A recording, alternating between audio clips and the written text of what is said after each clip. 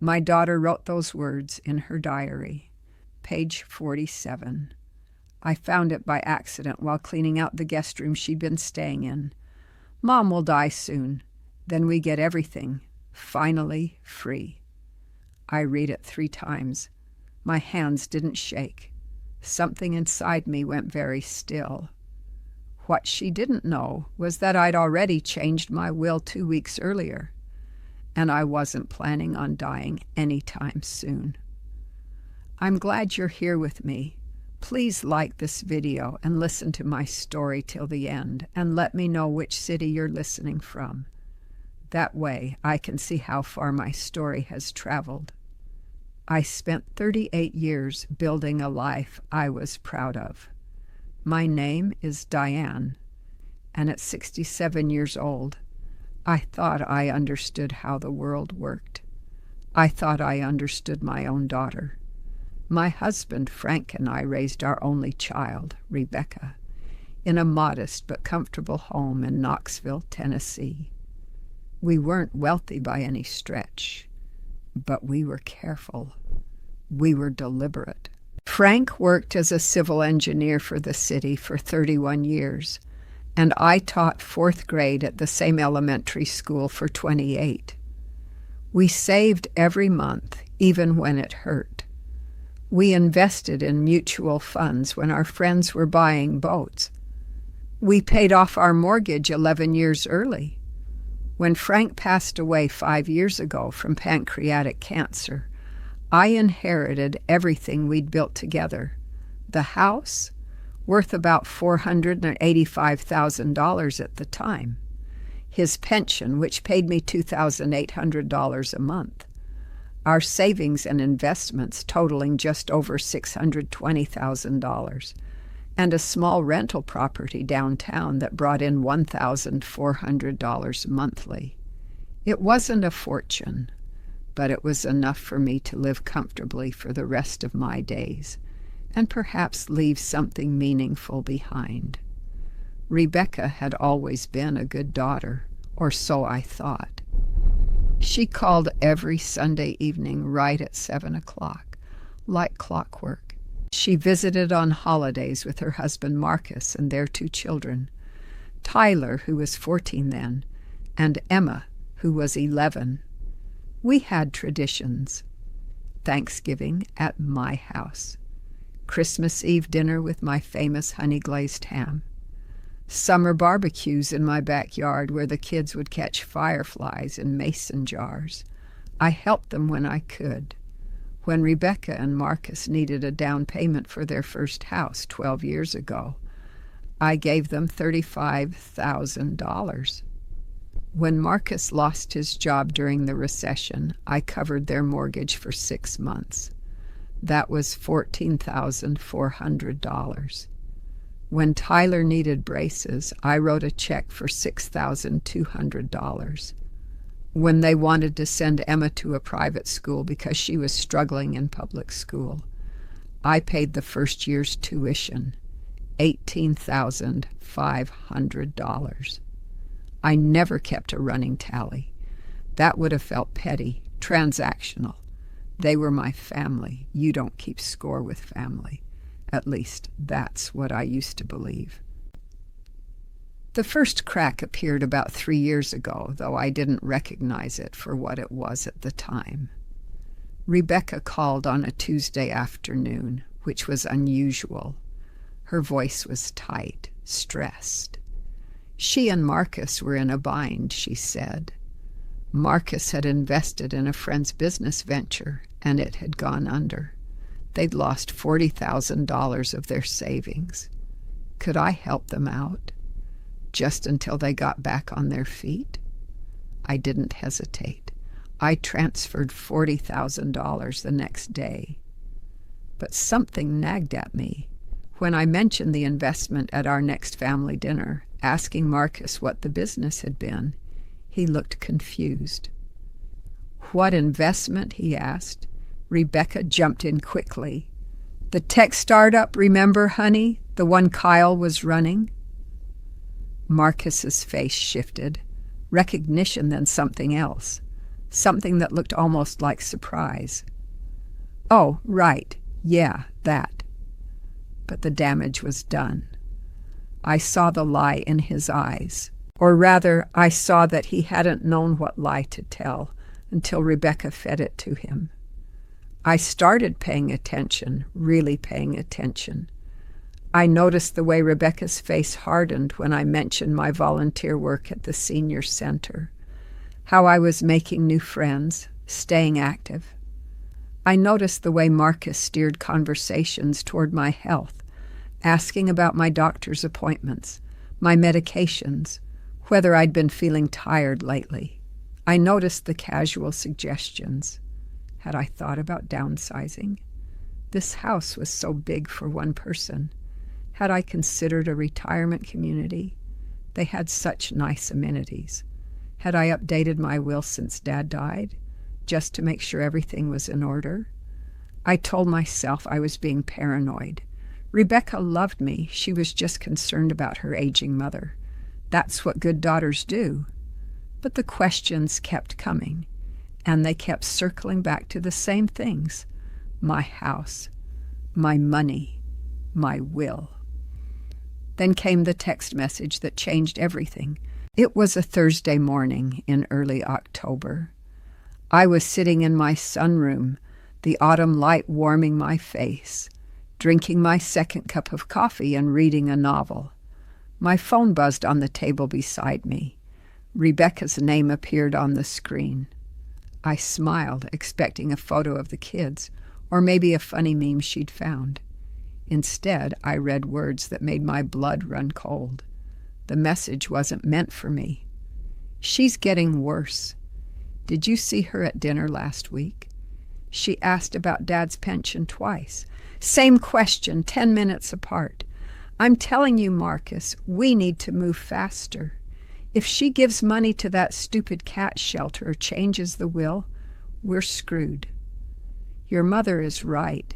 We should talk to that lawyer about power of attorney before she loses it completely."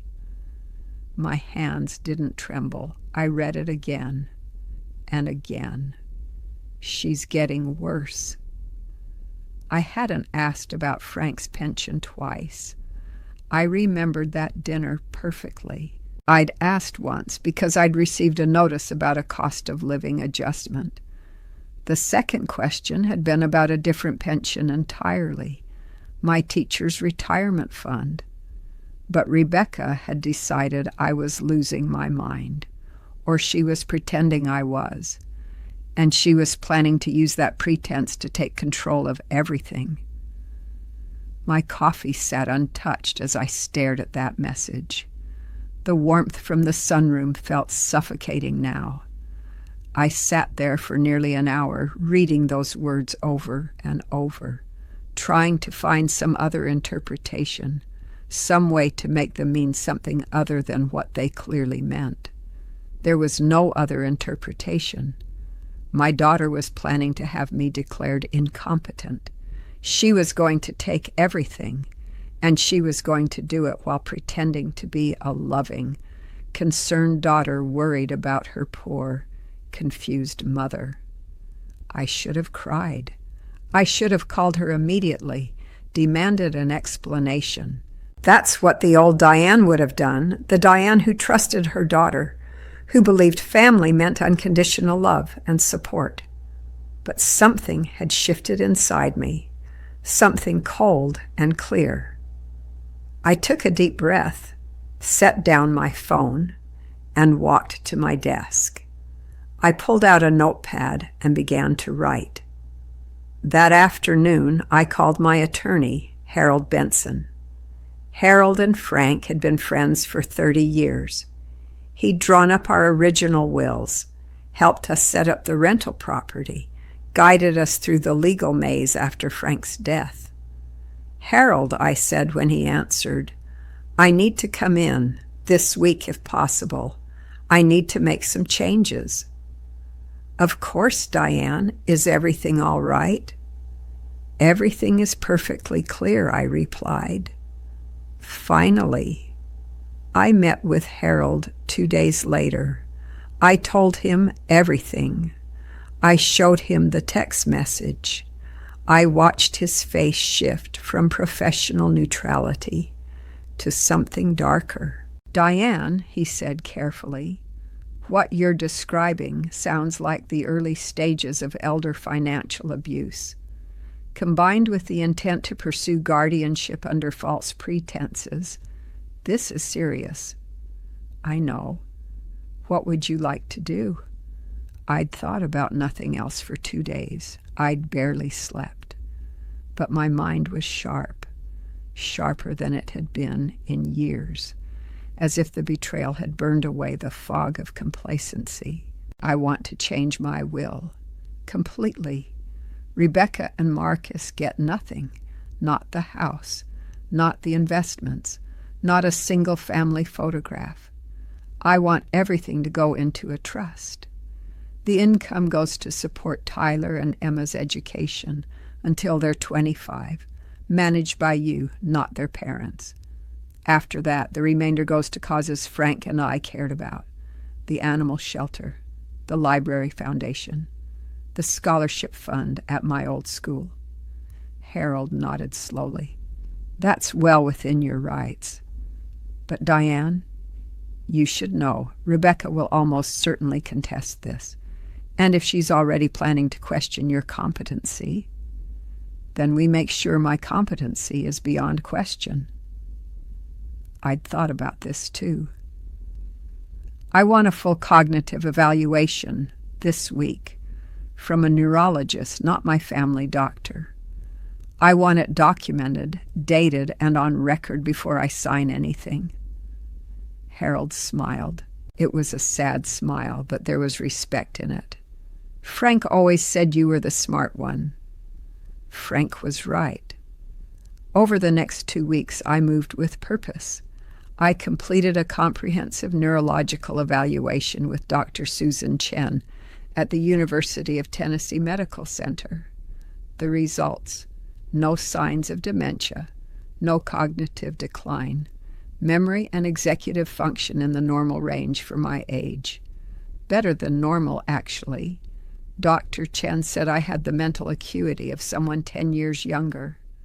I had Harold document everything: the text message, my financial records, a timeline of every gift and loan I'd ever given Rebecca, the pattern of questions about my assets, the suggestions about retirement communities, everything.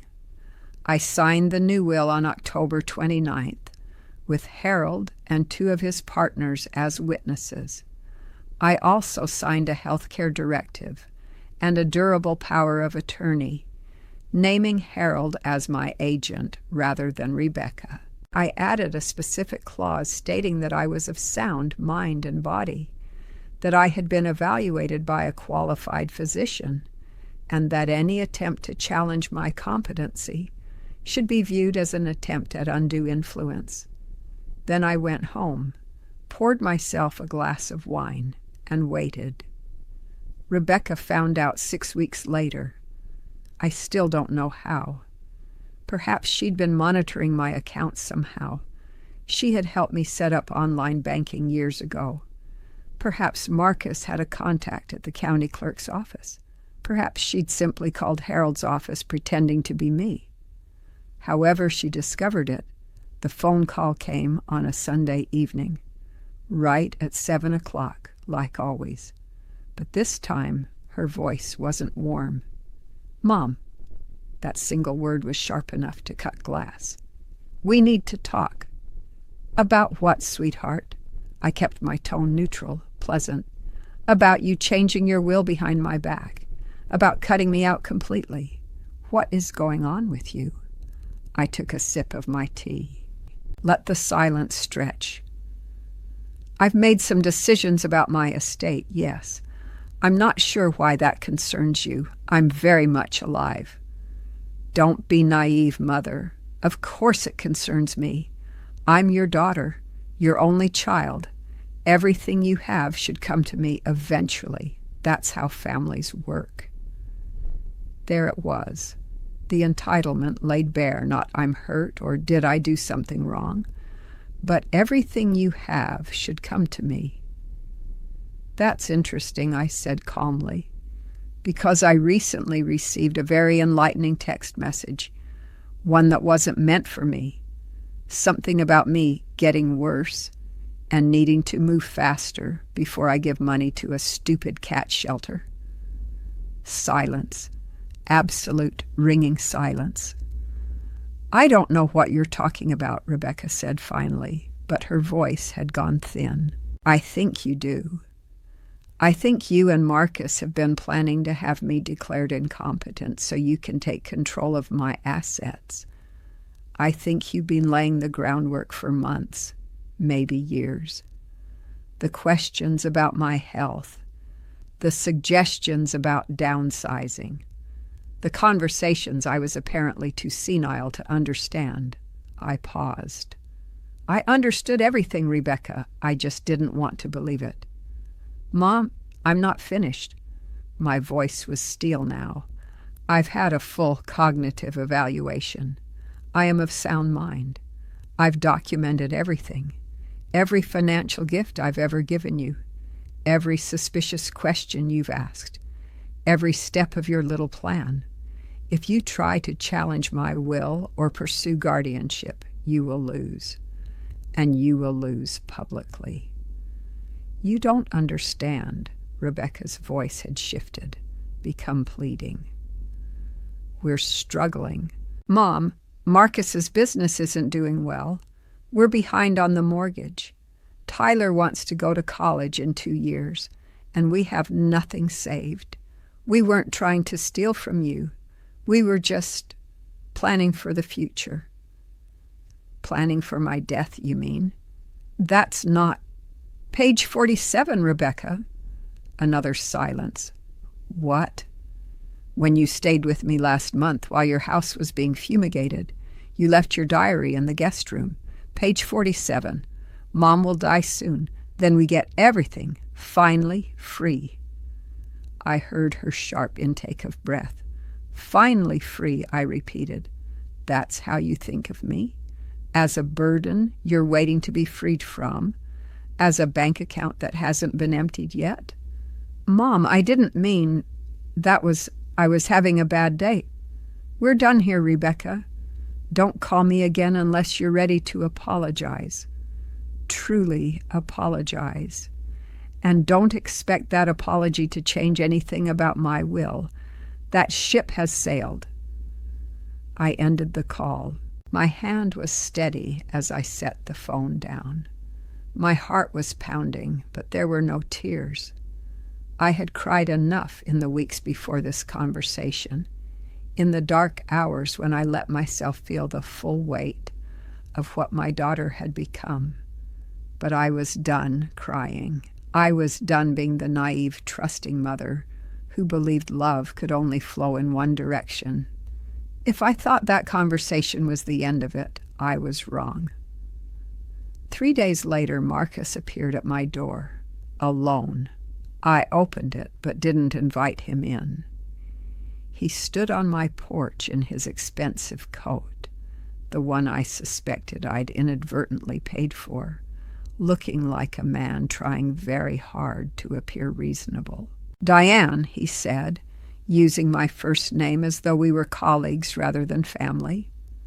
I think there's been a terrible misunderstanding. Is that what you think? Rebecca is beside herself. She barely sleeps. She won't eat. You're her mother, Diane. She loves you. This is destroying her. And yet she managed to write quite clearly about waiting for me to die. Marcus's jaw tightened. She's under a lot of stress. I'm under a lot of stress. You don't know what it's like, raising 2 kids in this economy, trying to keep up with the cost of living. I raised a child in various economies, I interrupted. I never wrote in my diary about waiting for my parents to die so I could inherit their money. That's not fair, isn't it? I stepped onto the porch, forcing him to step back. Let me tell you what I think happened. Marcus. I think you and Rebecca looked at what Frank and I built and decided it should be yours. Not someday. Now. I think you've been running some kind of scheme, making up fake emergencies to drain my accounts. I think you've been planning to have me declared incompetent and take over everything, and I think you got caught. That's ridiculous. But his eyes were shifting, looking anywhere but at me. The $40,000 for the failed investment. What was the business actually called, Marcus? What was your friend's name? He opened his mouth, closed it. That's what I thought. I stepped back toward my door. Here's what's going to happen. You and Rebecca are going to leave me alone. You're going to stop calling, stop coming by, stop trying to manipulate me. If you don't, I will take everything I've documented to the police and file a report for elder financial abuse. I'll also contact the Tennessee Bar Association about your lawyer friend, who is apparently ready to help you pursue fraudulent guardianship. Do you understand? Marcus's face had gone pale, then red, his hands clenched at his sides. You'll regret this, he said, his voice low and ugly. You're going to die alone, Diane, and it'll be your own fault. Maybe, but I'll die with my dignity intact, which is more than you'll have if you push me any further. He left. I closed the door, locked it, and walked to my kitchen, made myself a cup of tea, watched the winter light fade through my window. I was alone. My only daughter had become a stranger. My grandchildren were caught in the middle of something they probably didn't understand, but I was not afraid, and I was not going to back down. But that wasn't the worst part. What I discovered next changed everything. 2 weeks after Marcus's visit, I was organizing some documents for Harold when I noticed something strange in my files. A property deed I didn't recognize. I called my accountant, Martha, and asked her to look into it. What she found made my blood run cold. Diane, Martha said, her voice careful. That rental property downtown, the one that brings in $1,400 a month? Yes. It was sold 8 months ago. I gripped the phone. That's impossible. I never sold it. I would remember selling a piece of property. The deed transfer says otherwise, and the signature on the sale documents. Diane, I think you need to see this in person. I drove to Martha's office. She showed me the paperwork. There was my name, my address, my supposed signature on a sale document dated February of that year. The property had been sold for $180,000 to a development company. The proceeds had been wired to an account I'd never heard of. My signature was wrong. Close, but wrong. The D in Diane was too looped. The E at the end curled the wrong direction. Small things, but I'd been signing my name the same way for 67 years. I knew what it looked like. This is forgery, I said. Yes, Martha agreed. It appears to be. Who had access to my property documents? We both knew the answer. When Rebecca had helped me organize my files after Frank's death, when she'd spent 3 days at my house, so helpful, so attentive, she'd had access to everything. Property deeds, bank statements, sample signatures, everything. I called Harold. Then I called the police. The investigation moved quickly once it started. Detective Sarah Okonkwo from the Knoxville Police Department's Financial Crimes Unit took my case. She was thorough, methodical, and completely unfazed by the fact that the suspect was my own daughter. Mrs. Thornton, she said during our second meeting, I want to be clear about what we're looking at here. If the evidence supports what you're alleging, Your daughter could face felony charges for forgery, fraud, and theft. In Tennessee, theft over $60,000 is a Class B felony. That carries 3 to 30 years. 3 to 30 years for Rebecca. I understand, I said. My voice didn't waver. Are you sure you want to proceed? I thought about page 47. I thought about finally free. I thought about 38 years of loving a daughter who had apparently been counting down the days until she could cash in on my death. Yes, I'm sure. The investigation uncovered more than I'd expected. The rental property sale was just the beginning. Rebecca had also opened a credit card in my name and run up $34,000 in debt. She'd forged my signature on loan documents, using my house as collateral for a $75,000 line of credit that she and Marcus had already drawn $52,000 from. She'd been intercepting my mail for months, redirecting statements and notices to a P.O. box she'd opened using my personal information. In total, my daughter had stolen or defrauded me of approximately $306,000. $306,000. I sat in Detective Okonkwo's office and listened to the numbers and felt something inside me go very quiet. It was the silence of a door closing, the silence of a relationship ending not with a bang, but with the cold click of a lock. Rebecca was arrested on March 15th. Marcus was arrested 2 days later as an accessory. The local news picked up the story. Daughter arrested for elder fraud ran the headline in the Knoxville News-Sentinel. My phone rang constantly. Old friends, distant relatives, former colleagues, all wanting to express shock, sympathy, curiosity. I stopped answering. I focused on what came next. The trial began in September. By then I had spent months preparing with Harold and the district attorney's office. I had organized every document, reviewed every piece of evidence, practiced my testimony until I could deliver it without a tremor in my voice. The Knox County Courthouse was a beautiful old building, all marble and wood and the weight of history. I walked in on the first day wearing a navy blue dress that Frank had always loved, my grandmother's pearl earrings, and the quiet armor of absolute certainty. Rebecca looked smaller than I remembered, thinner.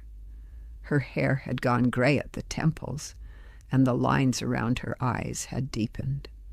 She sat at the defense table with her lawyer, not the fancy attorney she'd originally hired, but a public defender now that she couldn't afford anyone else. Marcus sat in the gallery behind her, looking like a man who'd aged 10 years and 6 months. I took the witness stand on the third day of trial. The district attorney, a sharp-eyed woman named Patricia Huang, walked me through my testimony. The text message, the diary entry, the forged property sale, the credit card fraud, the loan documents, the pattern of financial exploitation that had stretched back years, disguised as emergencies and family needs. Mrs. Thornton, D.A. Huang asked, when you discovered the extent of what your daughter had done, what went through your mind? I looked at Rebecca. She wouldn't meet my eyes. I felt like I was meeting a stranger, I said. I spent 38 years raising her, sacrificing for her, loving her, and I realized I didn't know her at all. Maybe I never had. Did you want to drop the charges? Many parents in your situation do. No. My voice was firm. Because this wasn't about money. It was about respect. About the basic decency you owe another human being, let alone your own mother. Rebecca didn't see me as a person. She saw me as an obstacle.